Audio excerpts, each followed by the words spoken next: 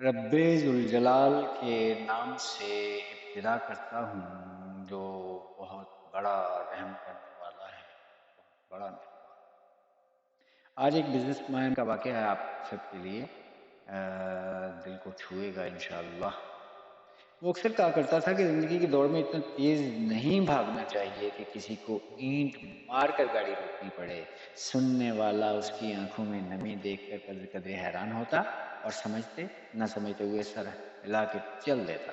اب آپ کو پوری بات سمجھنے کے لیے ایک چھوٹا سا واقعہ سننا پڑے گا اور اسی بزنس مین کی زبانی میں آپ کی خدمت میں پیش کرتا ہوں۔ کہتا ہے میں اپنے دفتر سے گھر کی طرف رواں تھا، راستے میں ایک پسماندہ علاقے سے مجھے گزرنا پڑتا تھا۔ اچانک میں نے ایک چھوٹے سے بچے کو بھاگ کر سڑک پر آتے دیکھا۔ گاڑی آہستہ کر دی، مگر پھر بھی میں نے دیکھا کہ بچے نے کوئی چیز گاڑی کی طرف اچھالی ہے۔ ٹھک کی آواز کے ساتھ ایک اینٹ گاڑی کے دروازے پہ لگی۔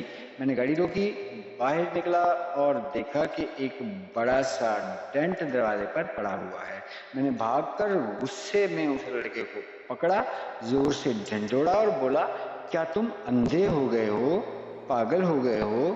تمہارا باپ اس نقصان کے پیسے دے گا؟ میں زور سے دھاڑا۔ میلی کچیلی شرٹ پہنے بچے کے چہرے پر شرمندگی اور ندامت کے ملے جلے تاثرات تھے، اور وہ بچہ بولا، صحیح، مجھے کچھ نہیں پتا، میں کیا کرتا؟ میں ہاتھ اٹھا کر بھاگتا رہا، آوازیں دیتا رہا، مگر کسی نے میری گل نہیں سنی۔ اس بچے نے ٹوٹی پھوٹی اردو میں اپنا معافی ضمیر بیان کرنے کی کوشش کی۔ اچانک اس کی آنکھوں میں آنسو چھلک پڑے اور سڑک کے ایک نشیبی علاقے کی طرف اشارہ کیا اور کہا، ادھر میرا ابا گرا پڑا ہے، بہت وزنی ہے، مجھ سے اٹھایا نہیں جا رہا، میں کیا کرتا سی، مجھے معاف کر دو۔ یہ سن کر میرا غصہ تو ہوا ہو گیا اور میں بچے کے ساتھ چل پڑا۔ تو دیکھتا کیا ہوں کہ ایک معذور شخص مٹی میں اوندھے منہ گرا پڑا ہے، ساتھ ویل چیئر بھی گری پڑی ہے۔ ایسا لگ رہا تھا کہ بچہ ویل چیئر کا وزن سنبھال نہیں سکا اور گر پڑا۔ ساتھ پکے ہوئے چاول بھی بکھرے پڑے تھے، یقیناً کہیں سے مانگ کے لائے ہوں۔ بچہ بولتا ہے، کہتا ہے، صحیح مہربانی کرو، میرے ابے کو اٹھا کر ویل چیئر پر بٹھا۔ اب وہ بچہ ہچکیاں لے کر رو رہا تھا۔ میرے گلے میں جیسے پھندا سا لگ گیا۔ مجھے معاملہ سمجھ میں آ گیا۔ مجھے غصے پر اب بہت زیادہ ندامت محسوس ہو رہی تھی۔ مجھے اپنے آپ سے گھن آ رہی تھی۔ ایسے میں اپنے سوٹ کی پرواہ کیے بغیر میں نے گرے ہوئے معذور شخص کو اپنی پوری قوت لگا کر ویل چیئر پہ بٹھایا۔ اس کی حالت غیر تھی، چہرہ خراشوں سے بھرپور تھا۔ بچہ مسلسل مجھے ممنونیت کی نگاہوں سے دیکھا۔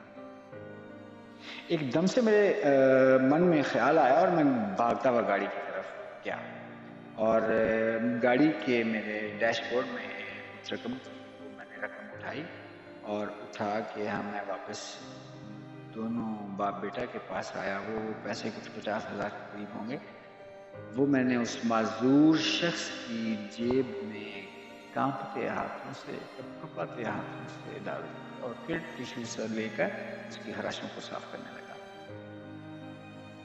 اور ویل چیئر کو دھکیل کر سڑک پر لے آیا۔ بچہ ممنونیت کے آنسوؤں سے بھری آنکھوں سے مسلسل مجھے دیکھتا رہا اور رفتہ رفتہ اپنے باپ کو لے کر جھگی کی طرف چل پڑا۔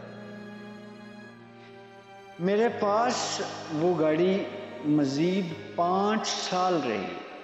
پراڈو تھی، میری بہت پسندیدہ گاڑی تھی۔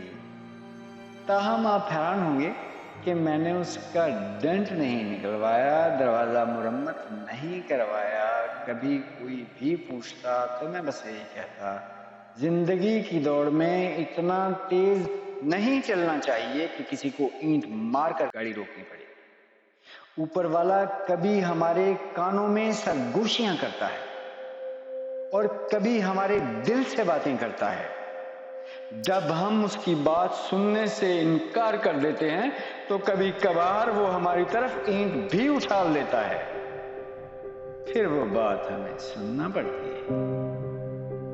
تو ہم جہاں بزنس کرتے ہیں، جہاں ملازمت کرتے ہیں، جہاں ہم اپنے بچوں کی خوشیوں کے لیے بھاگ رہے ہیں، وہاں ہمارے آس پاس بہت سی گونگی چیخیں اور سرگوشیاں بکھری پڑی ہیں۔ کیا ہی اچھا ہو اگر ہم اپنے ارد گرد کی سرگوشیاں سن لیں تاکہ ہم پر اینٹ اچھالنے کی نوبت